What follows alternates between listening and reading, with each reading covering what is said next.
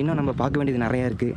ஆழியர்க்கம் குழி, உருட்டி விட்டான் பாறை, தோல் உருட்டான் மேடு, அப்புறம் தீரன் சின்னமலை தூக்கிலிட்ட தூக்கு மேடை.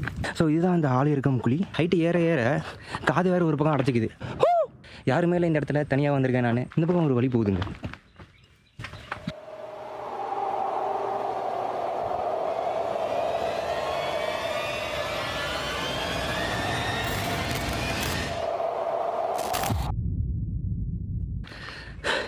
மேல் மூச்சும் கீழ் மூச்சுமா வாங்கிட்டு இருக்கு. காலெலாம் கிடுக்கிடுன்னு நடுங்க ஆரம்பிக்குது. போச்சுடா, இதுக்கு மேலே ஏறவே முடியாது போல இருக்குடா அப்படின்னு சொல்லி மறுபடியும் உட்காந்துட்டு கொஞ்சம் லெக்ஸ்லாம் மசாஜ் பண்ணிட்டு வந்துட்டுருக்கேன். போயிட்டே இருக்குது. இன்னும் மேலே ஏறிக்கிட்டே இருக்குது. ஹைட்டு ஏற ஏற காது வேறு ஒரு பக்கம் அடைச்சிக்குது. இந்த ஹைட்டுக்கே காது அடைச்சிக்குதுன்னா இதோட ஹைட்டாக ஏறிட்டு இருந்தால் என்ன ஆகுறது? மூச்சு அடைச்சிக்கும் போல இருக்குது.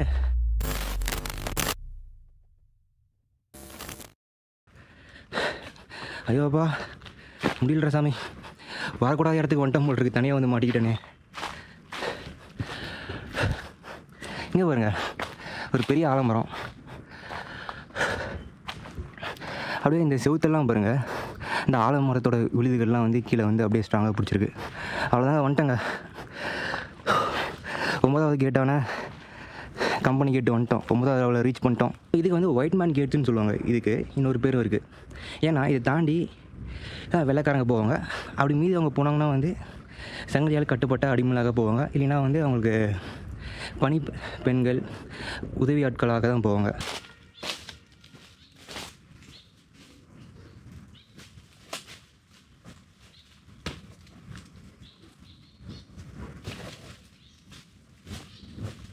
ஓகே, இந்த ஆலமரத்தை பார்த்தோன்னே மலரும் நினைவுகள். அதில் பிடிச்சி நானும் குரங்க மாதிரி தொங்கி தூரி ஆடிட்டு அடுத்து 9வது லெவலை நோக்கி போய்கிட்டு இருக்கேன். அவ்வளோதான், நம்ம 9வது லெவலுக்கு வந்துட்டோம். Company gate. இதுக்கு ஏன் கம்பெனி கேட் அப்படின்னு இருந்ததுன்னா, இந்த ஈஸ்ட் இந்தியா கம்பெனி வந்து 4th ஆங்கிலோ மைசூர் வார் 1799 அந்த ஆண்டில் திப்பு சுல்தானை வந்து டிஃபீட் பண்ணி மைசூர் கிங்டம் வந்து கேப்சர் பண்ணுறாங்க. ஸோ அப்படி கேப்சர் பண்ணவுடனே இந்த 9வது வாசலுக்கு வந்து கம்பெனி கேட் அப்படின்னு சொல்லி அவங்க பேர் வைக்கிறாங்க. பெரிய கோவிலில் இருக்க மாதிரி ஒரு பெரிய கேட்டு வந்து போட்டுருவாங்க. அதுக்கு பாருங்கள், இந்த குந்தாணிகள்லாம் வச்சுருக்காங்க. இந்தாண்ட ஒரு 3 குந்தாணிகள், இந்தாண்ட ஒரு 3 குந்தாணிகள். ஒரு பெரிய கேட்டு போட்டு இதுக்கு வந்து ஒயிட் மேன் கேட்டுனே பேர் வச்சு, இதை தாண்டி வரவங்க ஒயிட் மேனாக தான் இருக்கணும். அதையும் மீறி தாண்டி வந்தாங்கன்னா சங்கிலியால் கட்டப்பட்ட தண்டனை கைதிகளாக தான் இருப்பாங்க. அதுக்கப்புறம் வந்து பணிப்பெண்கள் அவங்களுக்கு உதவி செய்த ஆட்களாக தான் இந்த கேட்டை தாண்டியே வருவாங்க. ஒரு வழியாக நம்ம 9வது லெவலை வந்து கம்ப்ளீட் பண்ணிட்டோம். அடுத்து 10வது லெவல். நம்ம டக்குன்னு மேலே ஏறி அதுக்கு மேலே இருக்க இடத்த வந்து நம்ம எக்ஸ்ப்ளோர் பண்ணுவோம்.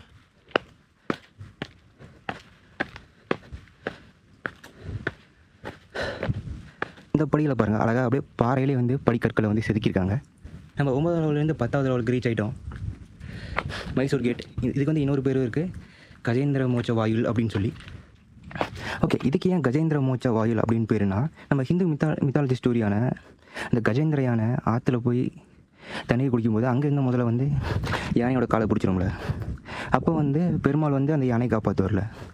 அந்த ஸ்டோரியை டிஸ்கிரைப் பண்ணுற மாதிரி தான் இங்கே வந்து புடைப்புச் சிற்பங்கள் வந்து இந்த பாறையிலே வந்து செதுக்கியிருக்காங்க.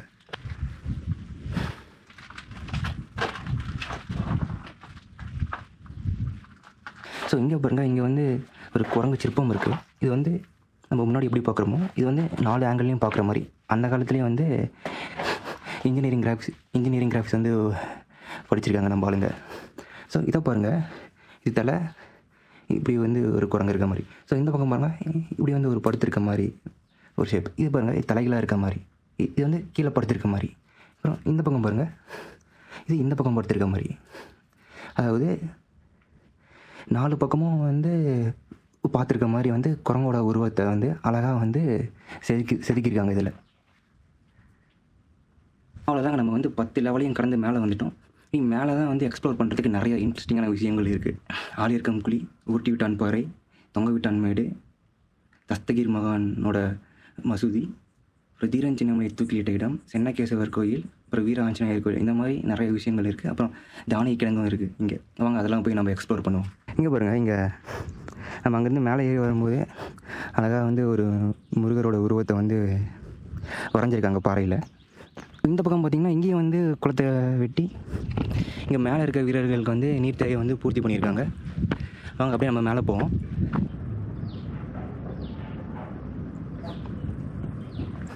செம்ம வியூவாக இருக்குங்க. இங்கேருந்து பார்க்கறதுக்கு ஃபுல் ஊருமே தெரியுது. அப்படியே மேகங்கள்லாம் செம்ம சீனாக இருக்குது. ஒரு சீனிக்கான வியூ தான் இங்கேருந்து. மேலேருந்து பார்க்கும்போது எல்லாமே தெரியுது.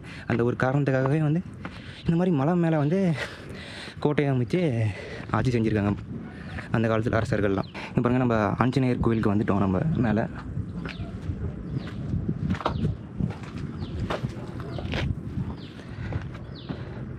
அங்கே அடுத்து நம்ம சென்னகேசவர் கோயிலுக்கு போவோம். அங்கே தான் தெரியுது சென்னகேசவர் கோயில். ஒரு வழியாக நம்ம வந்து சென்னகேசவர் பெருமாள் கோயிலுக்கு வந்துவிட்டோம். இங்கே பார்த்தீங்கன்னா பக்கமாக வந்து பூஜை பண்ணியிருப்பாங்க போல இருக்குது, தெரியுது. மாலையெல்லாம் வச்சு தீபம் ஏற்றிருப்பாங்க. இங்கே சென்னகேசவர் கோயிலுக்கு பின்னாடி ஒரு இடம் இருக்குது, ஒரு சின்ன இந்த மண்டபம் பார்த்திங்கன்னா அந்த காலத்தில் சமையல் அறையாக வந்து இருந்த மண்டபம் அப்படின்னு சொல்கிறாங்க. பக்கத்துலேயே வந்து ஒரு நீர்த்தேக்கம் இருந்திருக்கு. இங்கேருந்து நீர் எடுத்து சமையல் தேவையான இதெல்லாம் வந்து பண்ணிப்பாங்க.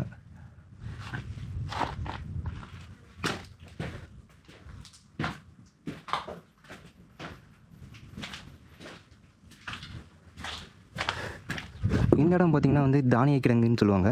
தேவையான உணவுப் பொருட்கள்லாம் வந்து சேமித்து வச்சுப்பாங்க இந்த இடத்துல. ஸோ இது பார்த்திங்கன்னா எரிபொருள் சேமித்து வச்சுருக்க மண்டபம். ஒரு இதில் வந்து தேவையான நெய், விளக்கெண்ணெய் அந்த மாதிரி பொருட்கள்லாம் வந்து வச்சுருப்பாங்க. இந்த இடத்துலையும் வந்து சமையல் எண்ணெய் அந்த மாதிரி எரிபொருட்களுக்கு தேவையான எண்ணெய், நெய் அந்த மாதிரி விஷயங்கள்லாம் வந்து இதில் சேமித்து வச்சுருப்பாங்க. அவங்க அப்படியே நம்ம தானிய கிடங்குக்குள்ளே உள்ளே போய் பார்த்துட்டு வருவோம்.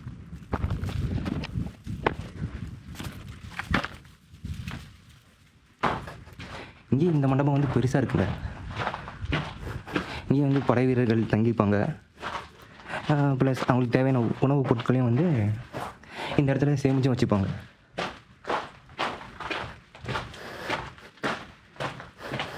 ரொம்ப பெரிய மண்டபமாகவே இருக்குது.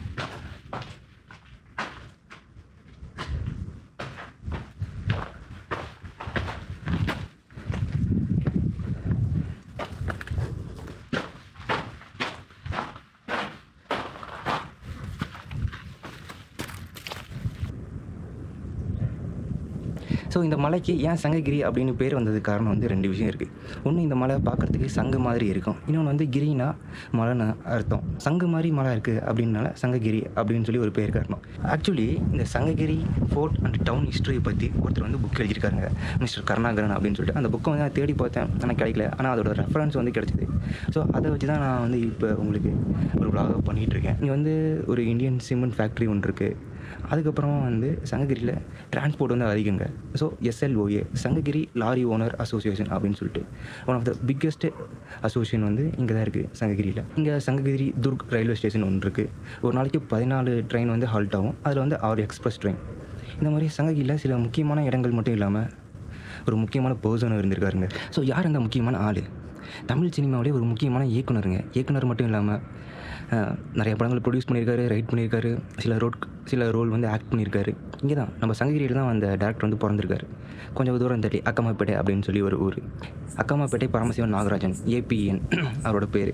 1928 ஏப்ரல் 24ஆம் ஆண்டு பரமசிவன் கவுண்டருக்கும் லக்ஷ்மி அம்மாளுக்கும் பிறந்த மகன் தான் அவர். அதாவது பிரிட்டிஷ் இந்தியாவிலே பிறந்திருக்காரு. அப்போ அவரோட சின்ன வயசுலேயே பழனி கதிரவன் நாடக சபான்னு சொல்லி நாடக சபா வந்து நடத்திட்டு வந்திருக்காரு. கூத்தெல்லாம் போட்டு நடத்திட்டு வந்திருக்காரு. அதுக்கப்புறம் அவருக்கு வந்து சினிமா மேலே ஆர்வம் அதிகமாக இருந்தனால சினிமாவில் வந்து வசனம் எழுதுகிறாரு, சில சின்ன ரோலும் வந்து பண்ணுறாரு. ஃபஸ்ட்டு அவர் வந்து நால்வர் அப்படின்ற படத்துக்கு தான் வந்து வசனமும் எழுதுகிறாரு, அதில் வந்து ஒரு ரோலும் பண்ணுறாரு. அதுக்கப்புறம் வந்து ஒரு படம் எடுக்கிறாரு, வடிவுக்கு வளகாப்பு அப்படின்னு சொல்லி சிவாஜி கணேசனும் சாவித்திரியும் வச்சு முதல் படம் எடுக்கிறாரு. அவரோட 4வது படத்துலேயே வந்து அவருக்கு வந்து நேஷ்னல் அவார்டு கிடைக்குதுங்க. அது மட்டும் இல்லாமல் அவர் வந்து 2 நேஷ்னல் அவார்டு வாங்கியிருக்காரு. ஒன்று வந்து திருவிளையாடல், இன்னொரு வந்து சரஸ்வதி சபதம். அவருக்கு வந்து இன்னொரு பேரும் இருக்குங்க, தெய்வ இயக்குனர் அப்படின்னு சொல்லி. ஏன்னா அவர் வந்து இந்தியன் மித்தாலஜி ஸ்டோரியை வச்சு நிறைய படம் எடுத்திருக்காரு. திருவிளையாடல், கந்தன் கருணை, சரஸ்வதி சபதம், அகத்தியர், திருவருட்செல்வர், திருமால் பெருமை, இந்த மாதிரி பல படங்கள் வந்து கடவுள் சார்ந்து எடுத்ததுனால அவருக்கு வந்து தெய்வ இயக்குனர் அப்படின்னு சொல்லி பேரே இருக்குது. அது மட்டும் இல்லாமல் புது டெக்னிக்ஸ்லாம் வந்து கொண்டு படத்தில் இன்ட்ரடியூஸ் பண்ணனால இவருக்கு வந்து அந்த காலத்துலேயே ட்ரெண்ட் செட்டர் அப்படின்னு சொல்லி இன்னொரு பேரும் இருக்குங்க. இந்த மாதிரி ஒரு கடவுள் சார்ந்த எடுத்த படங்கள் எனக்கு மிகவும் பிடித்த படம் எதுன்னு கேட்டிங்கன்னா திருவிளையாடல். இதில் வந்து அவர் நக்கீரன் வேஷம் போட்டிருப்பார். நம்ம நடிகர் திலகம் சிவாஜி கணேசன் வந்து சிவன் வேஷத்தில் இருப்பார். அவங்க 2 பேர்த்துக்கு வந்து கவி போரே நடக்கும். அது செம்மையான சீனு.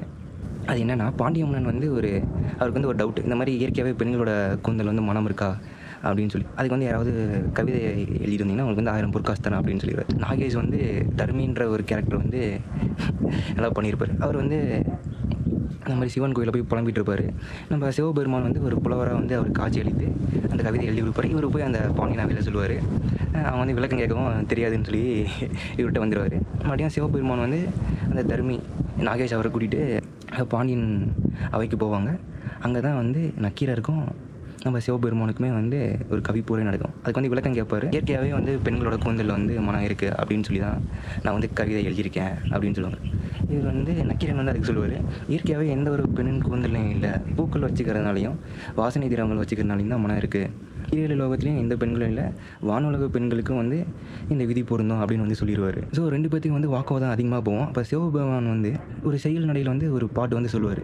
அங்கம் புழுதிப்பட அறிவாளில் நெய்ப்பூசி பங்கம் படவிரண்டு கால் பரப்பி சங்கத்தினை கீர் என அறுக்கும் நக்கீரனோ எம் கவியை ஆராய்ந்து கூறத்தக்கவன் அப்படின்னு நம்ம சிவபெருமான் வந்து ஒரு செயல் நடையில் வந்து சொல்ல, அதுக்கு நக்கீரன் வந்து வஞ்சப்புகழ் சேனையில் வந்து ஒரு ரிப்ளை கொடுப்பாரு பாருங்க. சங்க இருப்பது எங்கள் குலம், சங்கரனாருக்கு ஏது குலம், சங்கை அறிந்துண்டு வாழ்வோம் மரணை உன்போல் இறந்துண்டு வாழ்வதில்லை. சிவபெருமானை பற்றியே வஞ்சப்புகழ் சேனையில் வந்து ஒரு பாட்டை எடுத்து விட சிவபெருமான் டென்ஷன் ஆகி சிவபெருமானுக்கு கோவம் வந்து நெற்றிக்கனை வந்து திறந்துடுவார். நக்கீரா நன்றாக நினைப்பார், யாம் எழுதிய தமிழ் பாட்டில் குற்றமா நெற்றிக்கண் துறக்க நம்ம நக்கீரன் அதை பார்த்து வந்து பயந்து போய் படப்படுத்து போயிடுவார். புலவரே நீயே முக்கண் முதல்வனாயினும் உன் நெற்றிக்கண் திருப்பினும் குற்றம் குற்றமே அப்படின்னு சொல்லி வந்தது சிவபெருமான் தெரிஞ்சுமே அவர் எழுதின தமிழ் பாட்டில் குற்றம் இருக்குது அப்படின்னு சொல்லி சிவபெருமான் மூஞ்சில் அடித்த மாதிரியே வந்து நம்ம நக்கீரன் வந்து சொல்லுவார். அப்போ சிவபெருமான் வந்து நெற்றிக்கண்ணில் ஒளி வந்து அவர் வந்து மறைஞ்சிருவார். அப்புறம் அடுத்த சீன் வந்து பார்த்திங்கன்னா அவர் தாமரை குளத்தில் வந்துடுவார். நம்ம பாண்டியன் மன்னன் வந்து சிவபெருமான் காலில் வந்து மன்றாடுவார். தென்னாடுடைய சிவனை போற்றி எந்நாட்டவருக்கும் நிறைவாக போற்றி தமிழ் சங்கத்தின் முதன்மை புலவனான நக்கீரனை வந்து திரும்ப கொடுத்துருங்க அப்படின்னு சொல்லி. அப்புறம் அடுத்த சீன் வந்து வெளியே அந்த தாமரை குளத்தில் வந்து நக்கீரன் வந்துடுவார். அப்போ அந்த புலவர் வந்து சிவபெருமான காட்சி அளித்து, நக்கீரா உன் தமிழ் புலமையோடு யாம் விளையாட வந்தோம், உன் தமிழ் பற்றுக்கு எனது வாழ்த்துக்கள், வந்திருப்பது இறையென தெரிந்திருந்தும் குற்றம் குற்றமே என்று கூறினாயே, உன் தமிழ் புலமை வாழ்க அப்படின்னு சொல்லி ஆசீர்வாதம் பண்ணிவிட்டு மறைஞ்சிருவார். அப்புறம் நக்கீரர் வந்து பாண்டியன் மன்னிட்ட நீங்கள் 1000 பொற்காசில் வந்து தர்மிக்காக கொடுத்துருங்க அப்படின்னு சொல்லி. ஆக்சுவலி அது வந்து செம்ம சீனு, பாருங்கள் நல்லாயிருக்கும். அதெல்லாம் வந்து படமே நல்லாயிருக்கும். சிவனோட திருவிளையாடல்கள் வந்து பற்றி எடுத்திருப்பாங்க. அது வந்து யூடியூப் சேனல்லே இருக்குது. அது வந்து அவரோட ஏபிஎன் ஃபிலிம் ப்ரொடக்ஷன் சொல்லிட்டு அவரோட ப்ரொடக்ஷன் யூனிட்டே வந்து யூடியூப் சேனல் வச்சுருக்காங்க. அதில் வந்து அவங்க அந்த படம் ஃபுல்லாகவே இருக்குது. யூடியூப்பில் பாருங்கள் நல்லாயிருக்கும் அந்த படம். இங்கே பாருங்கள், இங்கே சென்னகேஸ்வரர் கோவிலுக்கு வெளியே வந்து சின்னதாக வந்து ஒரு சிவலிங்கத்தை வந்து அப்படியே பாறையிலே வந்து செதுக்கியிருக்காங்க. அது கீழே வந்து அது பார்க்கவே வந்து ஹிந்தி மாதிரி தான் தெரியுது. ஸோ சிவபெருமானும் இங்கே வணங்குற மாதிரி ஒரு உருவ சிற்பத்தை வந்து இங்கேயும் வந்து பாறையில் வந்து சின்னதாக வந்து செதுக்கியிருக்காங்க.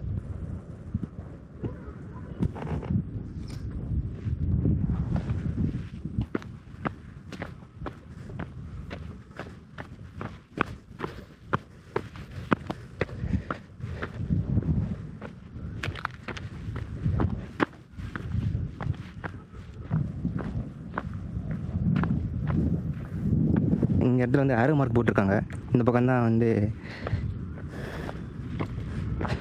கோயில் இருக்குது அப்படின்னு சொல்லி பார்த்து வரணும். இங்கே ஃபுல்லாக வந்து வழுக்கு பாறையாக தான் இருக்குது. இந்த இடத்துல இங்கேருந்து விழுந்தேன்னா அவ்வளோதான், காலி தான்.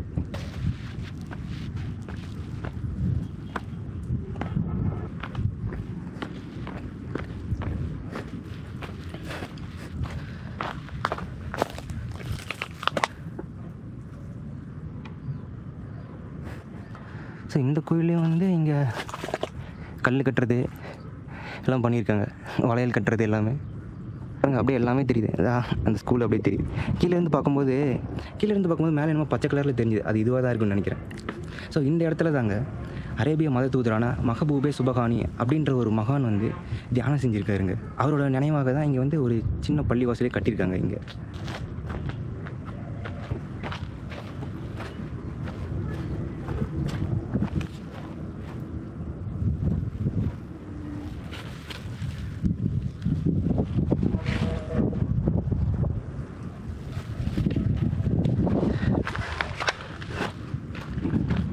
வாங்க, இன்னும் நம்ம பார்க்க வேண்டியது நிறையா இருக்குது. ஆள் இறக்கம் குழி, உருட்டி விட்டான் பாறை, தோல் உருட்டான் மேடு, அப்புறம் தீரன் சின்னமலை தூக்கிலிட்ட தூக்கு மேடை. வாங்க இன்னும் போய் அதை நம்ம எக்ஸ்ப்ளோர் பண்ணுவோம். ஸோ மலையோட உச்சிக்கே வந்துட்டோம்ங்க. இங்கேருந்து பாருங்கள், சேலம் கோயம்புத்தூர் வந்து ஹைவேஸ் தெரியுது. எல்லாமே அப்படியே சின்னதாக இருக்குது. காரு, வீடு, பஸ்ஸு எல்லாம் பார்க்குறதுக்கு.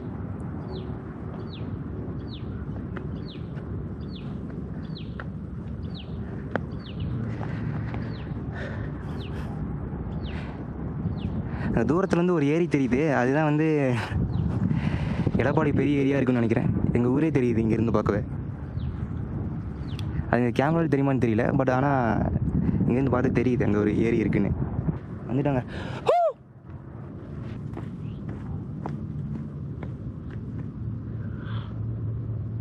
இங்கே பாருங்கள், இங்கே வந்து ஒரு சின்னதாக ஒரு மண்டபம் இருக்குது. யாருமே இல்லை இந்த இடத்துல. தனியாக வந்திருக்கேன் நான். ஸ்டார்டிங்லேருந்தே தனியாக தான் ட்ரெக்கிங் பண்ணி மேலே வந்திருக்கேன். மயான அமைதியாக இருக்குது.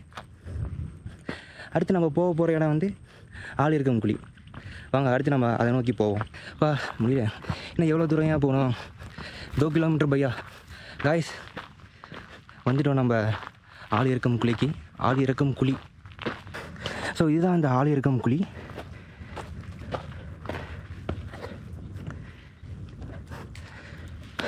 ஸோ அந்த கேப் இருக்குது பார்த்தீங்களா? அந்த கேப்பில் ஆளை உள்ளே இறக்கி மேலே கல்லை போட்டு மூடிடுவாங்களாம். அவங்க ஒரு வாரத்துக்கு சோறு தண்ணியே இல்லாமல் அந்த குழியில் வந்து கிடந்து செத்து, அதாவது பாதி செத்துருவாங்க. மீதி சாவர கண்டிஷனில் அப்படியே அந்தாண்ட மலைக்கு அந்தாண்ட கொண்டு போய் உருட்டி விட்டான்னு பாறை இருக்கும், அங்கே உருட்டி விட்டுருவாங்க.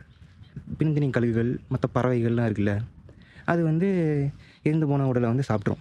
இதுக்கு வந்து இன்னொரு கதையும் இருக்குது. அது என்னென்னா, ஆளை உள்ளே இறக்கி கல் மண்ணெல்லாம் போட்டு டம்ப் பண்ணி வந்ததுனால ஒரு கட்டத்தில் மேலே வந்து நம்பிருச்சு. ஸோ அதுக்கு மேலே வந்து ஆளை போட்டு மூட முடியாது. அப்படிங்கிறதுனால ஆளை உள்ளே இறக்கி மேலே மட்டும் மூடி சோறு தண்ணி இல்லாமல் ஒரு வாரம் உள்ளாரையே சித்திரவதை பண்ணி, அதுக்கப்புறம் பாதி செத்தக்கப்புறம் உயிரோடு இருக்க ஆளை கொண்டு போய் அங்கே உருட்டி விட்டான் பாறையில் வந்து உருட்டி விட்ருவாங்களாம். எந்த அளவுக்கு வந்து நம்மளை வந்து கொடுமை பண்ணியிருக்காங்க பாருங்கள். இங்கே பாருங்கள், ஒரு ஜான் அளவு தான் இருக்கும். இந்த இடத்துல வந்து எப்படி ஒரு ஆளை இறக்கியிருப்பாங்க? உள்ளே ஃபஸ்ட்டு காலை இறக்கி மேலேருந்து அடித்து உள்ளார டார்ச்சர் பண்ணி உள்ளே இறக்கியிருப்பாங்க. இடுப்பில் வந்து ஈட்டியால் குத்தி சதைகளை பிச்சு எடுத்து அப்புறமா உள்ளே இறக்கியிருக்காங்க. கொஞ்சம் ஃபேட்டாக இருந்தானே வச்சுக்கோங்க, அவன் வந்து ரொம்ப வந்து டார்ச்சருக்கு உள்ளாகும் அந்த ஆள். இதே லீனாக இருந்தானா உள்ளே இறங்கி இன்னும் டார்ச்சருக்கு உள்ளாகும். சோறு தண்ணி இல்லாமல் ஒரு வாரம் உள்ளே போட்டு அதுக்கப்புறம் அங்கே கொண்டு போய் உருட்டி விட்டான் போகிறையில் சங்கிலியோட வெயிலில் சாவர வரைக்கும் வந்து அங்கேயே விட்டுருவாங்களாம். அப்புறம் அவனை வந்து பிணந்தீனி கழுகுகள், மற்ற உயிரினங்கள்லாம் வந்து அவன் அரை உயிரோடு இருக்கும்போது அவனை கொத்தி கடித்து சாப்பிட்டுருக்கோம். அதை வந்து இவங்க பார்த்து வந்து என்ஜாய் பண்ணியிருக்காங்க. என்ன கொடூரமான ஒரு மனிதர்கள் பாருங்கள் அவங்க. சரி வாங்க, அடுத்து நம்ம அந்த உருட்டி விட்டான் பாறைக்கு போவோம். ஆள் இருக்கும் குழி. இது கைண்ட் ஆஃப் வந்து ஒரு பேட் வைப்ரேஷனே தருது. எத்தனை பேர் வந்து உள்ளே இறக்கி கொண்டிருப்பாங்க. ஒருவேளை அவங்களோட ஆன்மா எல்லாம் இங்கே சுற்றிட்டு இருக்குமா தெரியல.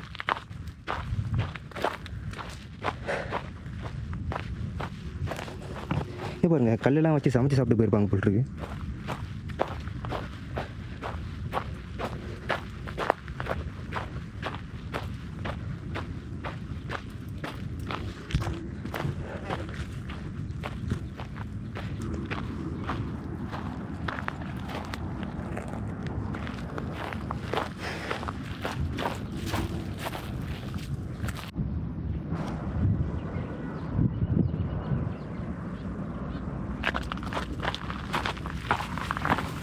இல்லை, இந்த வழியும் இல்லை.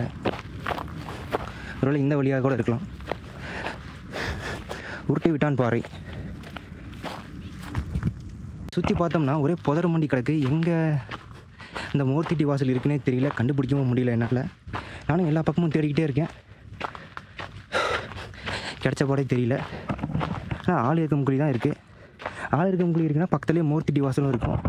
சுற்றி புதராக இருக்கனால எங்கே இருக்குன்னு தெரியல. அந்த மூர்த்திட்டி வாசலுக்கு அப்புறம் தான் வந்து உருட்டி விட்டான் மேடு, தொங்கு விட்டான் பாறை, உருட்டி விட்டான் பாறை, தோல் உரிச்சான் மேடு, அப்புறம் தீரன் சின்னமலை தூக்கிவிட்ட தூக்கு மேடை எல்லாம் இருக்குது.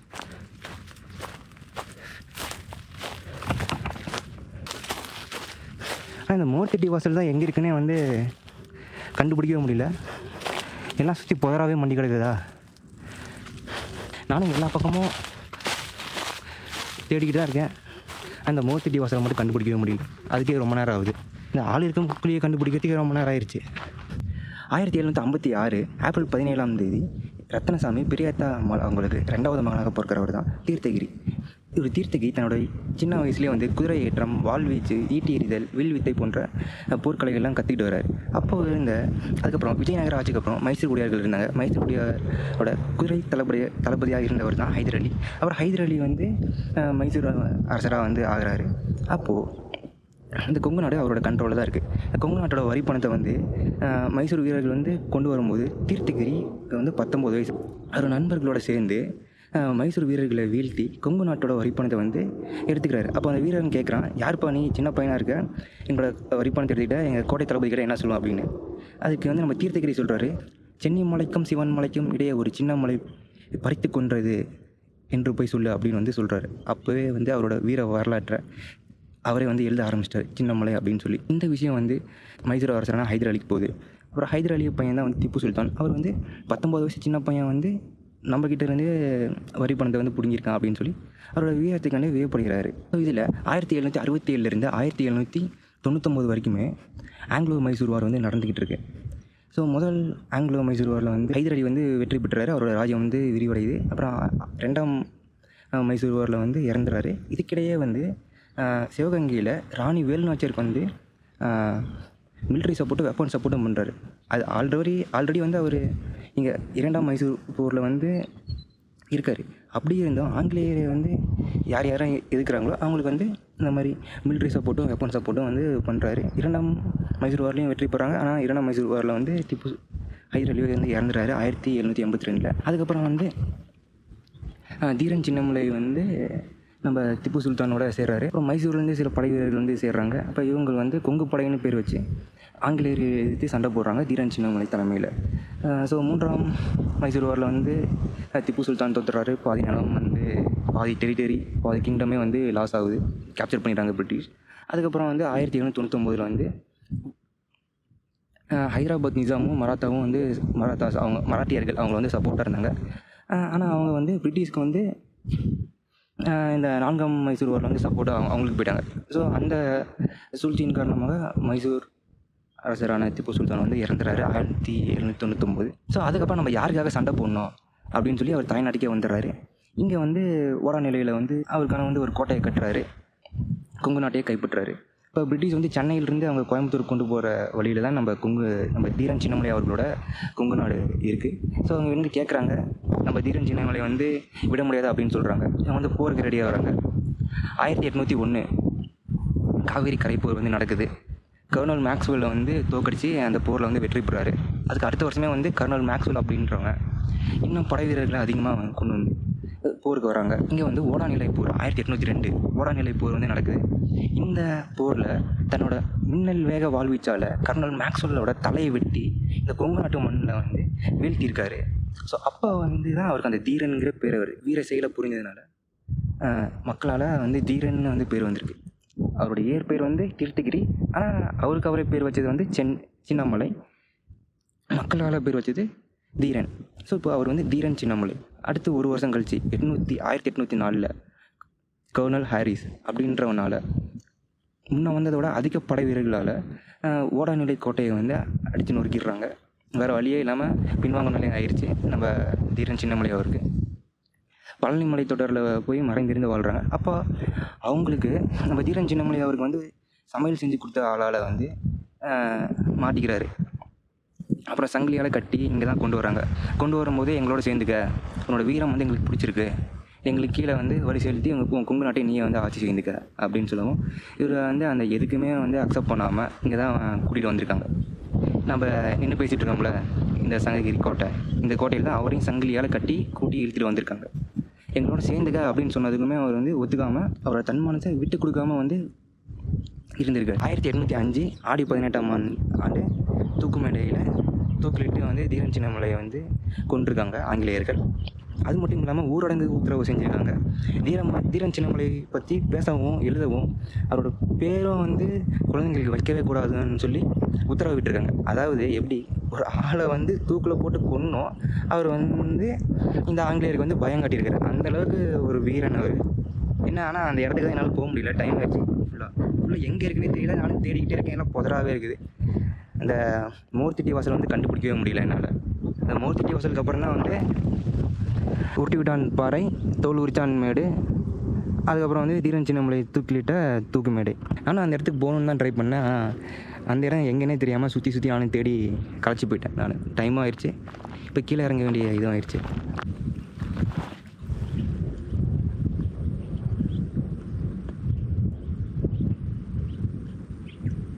ஸோ காலையில் வந்தேன், எல்லா இடத்தையும் வந்து எக்ஸ்ப்ளோர் பண்ணேன், எக்ஸ்பிளைனும் பண்ணேன் எனக்கு தெரிஞ்ச வரைக்கும். ஸோ என்ன என்னால் அந்த மூர்த்திட்டி வாசல் தான் கண்டுபிடிக்கவே முடியல எங்கேன்னு சொல்லி. நானும் தேடிக்கிட்டே இருந்தேன், நிறைய புதராக இருக்குது.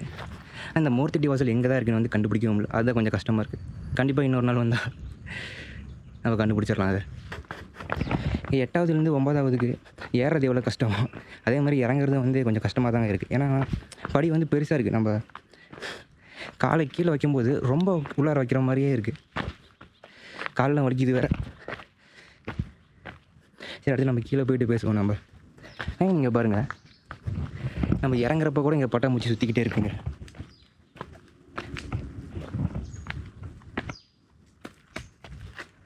அழகாக இருக்குது பார்க்கவே.